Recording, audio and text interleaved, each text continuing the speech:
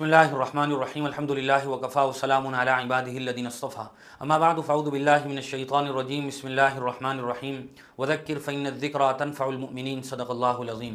मोहतरम बुज़ुर्गों, दोस्तों, मेरे दीनी और ईमानी भाइयों, रमज़ानुल मुबारक अपनी खुसूसी रहमतों और बरकतों के साथ हमसे रुख़सत हो चुका है। रमज़ानुल मुबारक को नेकियों का फ़स्ल बहार कहा जाता है कि रमज़ानुल मुबारक में गया गुज़रा मुसलमान भी अपनी तौफ़ीक़ के मुताबिक इबादत की कोशिश करता है, तिलावत कुरान का एहतमाम करता है। सलफ़ सालिहीन और अकाबिरीन उम्मत का ये ज़बरदस्त मामूल है कि वो रमज़ानुल मुबारक से 6 महीना पहले तो ये दुआ मांगते हैं कि या अल्लाह तो हमें रमज़ानुल मुबारक अता फ़रमा, रमज़ान में इबादत की तौफ़ीक़ अता फ़रमा। और रमज़ान के गुजरने के बाद बकिया 5 महीने वही दुआ मांगा करते हैं कि या अल्लाह रमज़ानुल मुबारक में हमसे जो कुछ टूटी फूटी इबादतें हुई हैं, जो कुछ तिलावत कुरान का अहतमाम हुआ है, सदक़ात व खैरात का जो हमने अहतमाम किया है, तो उसको अपनी बारगाह में शरफ़ कबूलियत अता फ़रमा। और सच्ची और हकीकी बात भी यही है कि हमारे लिए वही अमल दुनिया और आखिरत में कारआमद और मुफीद है जो बारगाह खुदाबंदी में कबूल हो जाए, वरना इबादत की ये ज़ाहिरी शक्लें और सूरतें हमारे मुँह पर मार दी जाएंगी, कोई काम नहीं आएंगी।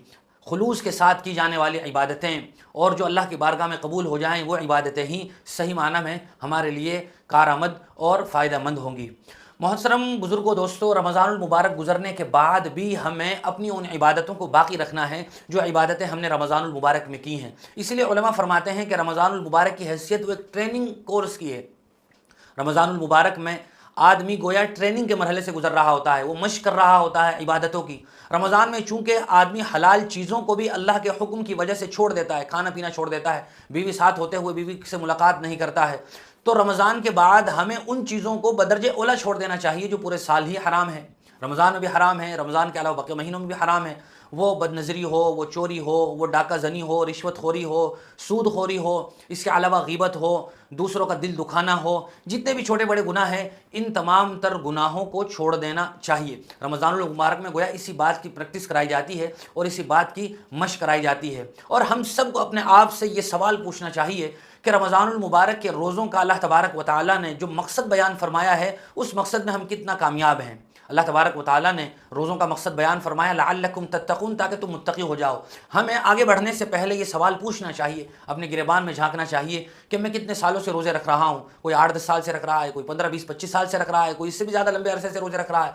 तो वो अपने इस रोज़े के मकसद में किस कदर कामयाब है। आया उसके ज़हन दिमाग में इस्तेहज़ार खुदाबंदी पैदा हो गया, खशियत खुदाबंदी उसके ज़हन दिमाग में रच बस गई। हर वक्त उसे ये याद रहता है कि अल्लाह ताला मुझे देख रहा है, वह इबादत कर रहा हो, गुनाह की तरफ कदम बढ़ा रहा हो, उसके जहन में ये बात खटकती है कि कहीं ऐसा ना हो कि मुझसे अल्लाह की नाफरमानी हो जाए और अल्लाह ताला मुझसे नाराज़ हो जाए। तो अगर आदमी को रोज़े के बाद ये मकसद हासिल हो रहा है तो सच्ची बात यह है कि वो रोज़ों के मकसद में कामयाब है। वरना तो हमें अपने रोज़ों के पूरी कैफियत को गौर से देखने की और उसका जायज़ा लेने की ज़रूरत है कि आया ये कैफियत और रोज़े का ये मकसद क्यों हासिल नहीं हो रहा है। रोज़े का जो हमसे तकाज़ा है, मुतालबा है, कहाँ कमी कोताही हो रही है, हमें आपसे अपने आप से सवाल करना चाहिए। और रमज़ान के गुजरने के बाद हर एक को अपना एहतिसाब करना चाहिए, जिसको अकाउंटेबिलिटी कहा जाता है, कि मुझे रमज़ान कैसा गुजारना चाहिए था, मेरे उलमा अकाबिरीन कैसे गुजारा करते थे, सहाबा इकराम का रमज़ान में क्या मामूल हुआ करता था, ताबईन तब ताबईन रमज़ानुल मुबारक को किस कदर वसूल किया करते थे,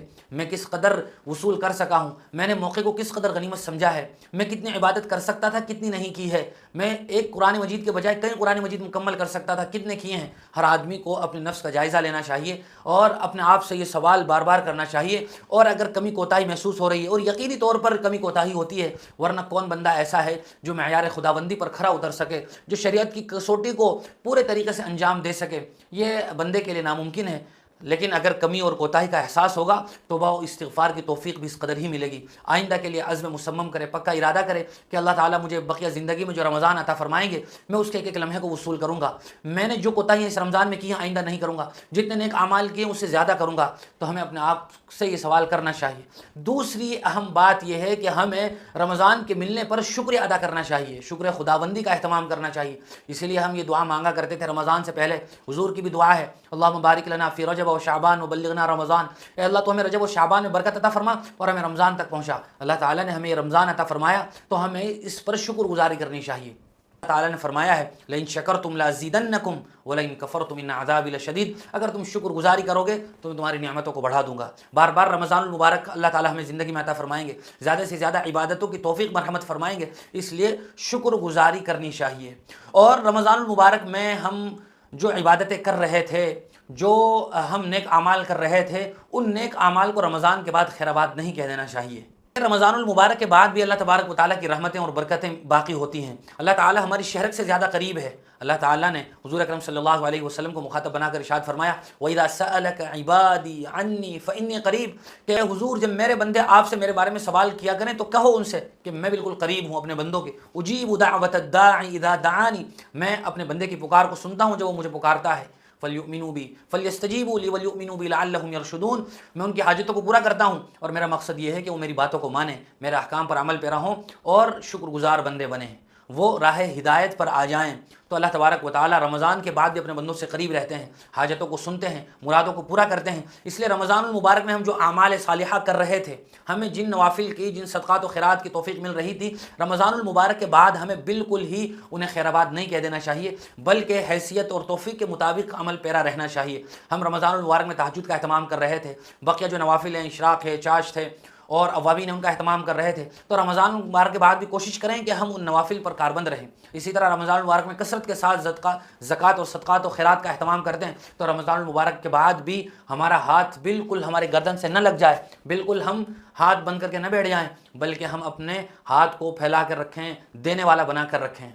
इसके अलावा और भी बहुत सारी बातें हैं जो कही जा सकती हैं, अलबत्ता वीडियो कहीं लंबी ना हो जाए।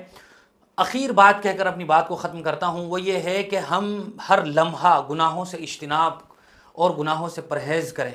रमज़ानुल मुबारक में अल्लाह तबारक व तआला की तरफ से ये खुसूसी इंतज़ाम होता है कि शैतान को कैद कर दिया जाता है और नेकियों का माहौल होता है, आदमी दूसरे को देख कर भी नेक अमाल करता है।